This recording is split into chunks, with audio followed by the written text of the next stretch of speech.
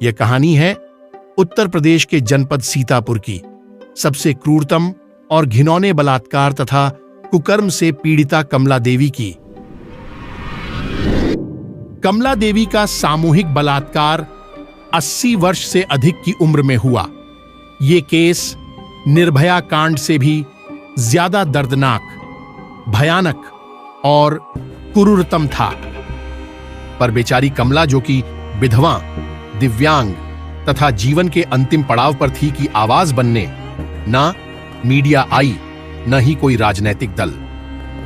इसलिए कमला के साथ हुए बलात्कार तथा कुकर्म का केस एक स्थान विशेष तक ही सीमित रखकर दबा दिया गया और मानवता तथा इंसानियत की हत्या कर दी गई। कमला छोटी जाति और निर्धन परिवार से थी, इसलिए मीडिया और समाज ने कमला की आवाज नहीं उठाई और कमला की दर्दनाक कहानी सिर्फ एक किस्सा बनकर रह गई। आज के इस वीडियो में हम कमला बलात्कार केस और कमला की आत्महत्या के पीछे का पूरा काला सच जानेंगे।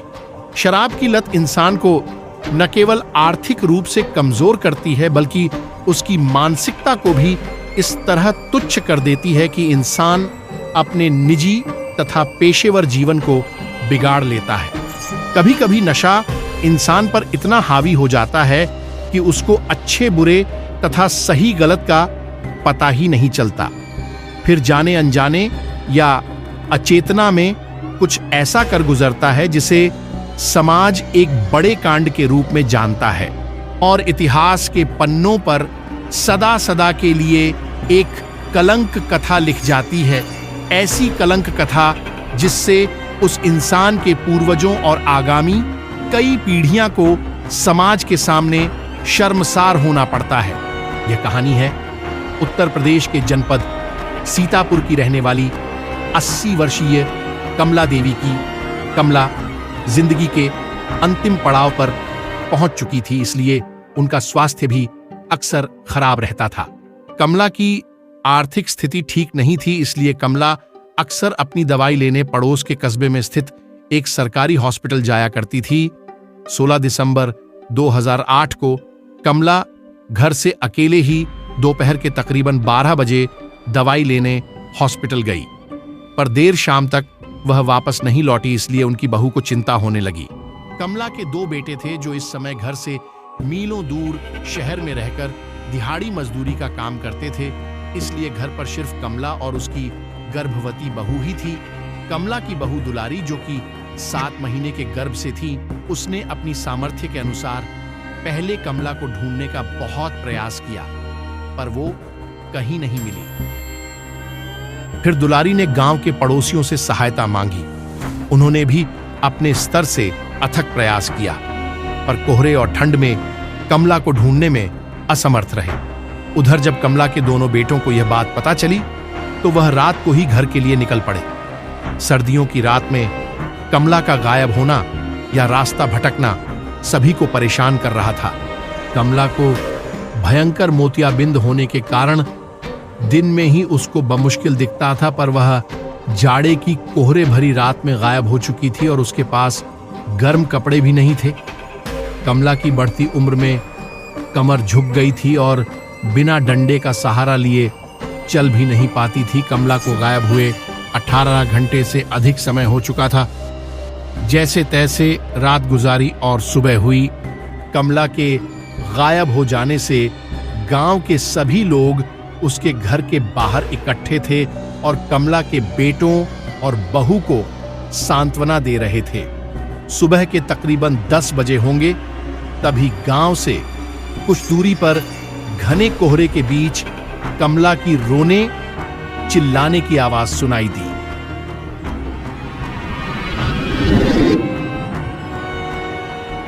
कमला के बेटे और गांव वाले दौड़कर जब कमला के पास जाते हैं तो उसकी हालत देखकर सबकी रूह कांप जाती है।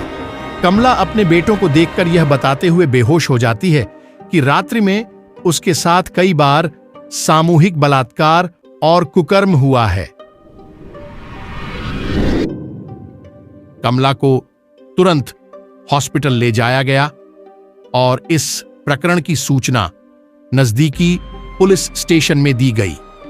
कमला के साथ हुए दर्दनाक हादसे से वह सदमे में चली गई तथा परिजनों को भी कुछ समझ नहीं आ रहा था कि क्या करे, क्योंकि अपराध ही कुछ इतना घिनौना और भयानक हुआ था। इतना संगीन और कुख्यात अपराध जब पुलिस महकमे के संज्ञान में आया तो आला अधिकारियों की नींद उड़ गई। थोड़ी देर में ही हॉस्पिटल पहुंच गए। कमला को 3 दिन बाद होश आता है और फिर पुलिस को अपराधियों के नाम और घटनास्थल की जानकारी देती है। पुलिस कमला का लिखित बयान दर्ज कर लेती है। सर्दियों की रात में कमला बेहोश निर्वस्त्र जंगलों में पड़ी रही, जबकि उसके गुप्तांगों से खून बहता रहा। बलात्कारियों ने उसको हवस का शिकार बनाया और फिर उसको मरने के लिए छोड़ गए। कमला ने पुलिस को जो बताया उसको सुनकर सभी सन्न रह गए। कमला के साथ हुए दर्दनाक बलात्कार जैसे भयानक कांड की कहानी कुछ इस प्रकार थी। कमला जिस दिन दवाई लेने हॉस्पिटल गई उस दिन बहुत तेज बुखार और शरीर में असहनीय दर्द हो रहा था, इसलिए उसको घर से अकेले ही मजबूरन पैदल जाना पड़ा। जैसे तैसे करते कमला डंडे के सहारे पैदल हॉस्पिटल पहुंच गई। दवाई भी ले ली, पर अब उसके शरीर में वापस आने की जरा सी भी सामर्थ्य नहीं बची थी। कमला ने अपना पूरा जीवन संघर्षों से गुजारा था। कमला ने यह कभी कल्पना भी नहीं की होगी कि बुढ़ापे पर इतने कष्ट और दुख सहने पड़ेंगे, पर लाचार करती भी तो क्या। नियति को कौन बदल सकता है। कमला अपना दर्द बताए भी तो किसको। सब तो अपनी अपनी जिंदगी में व्यस्त थे। कमला दवाई खाकर वहीं अस्पताल के बाहर धूप में पड़ी बेंच पर लेट गई और रोते हुए सो गई। जब ठंडक बढ़ी तो कमला की नींद खुल गई। लाचार और बेबस कमला को सब कुछ धुंधला सा दिख रहा था। वह जान चुकी थी कि अब शाम हो चुकी है। उसे घबराहट होने लगी, पर वो करती भी तो क्या। हिम्मत जुटा करके घर की तरफ निकली। आने जाने वाले वाहनों की रोशनी में जैसे तैसे करके कमला ने आधा रास्ता तय कर लिया था। तभी गांव के पंकज और उसका नौकर राम भार्गव उसके पास आते हैं और अपनी मोटरसाइकिल रोक देते हैं।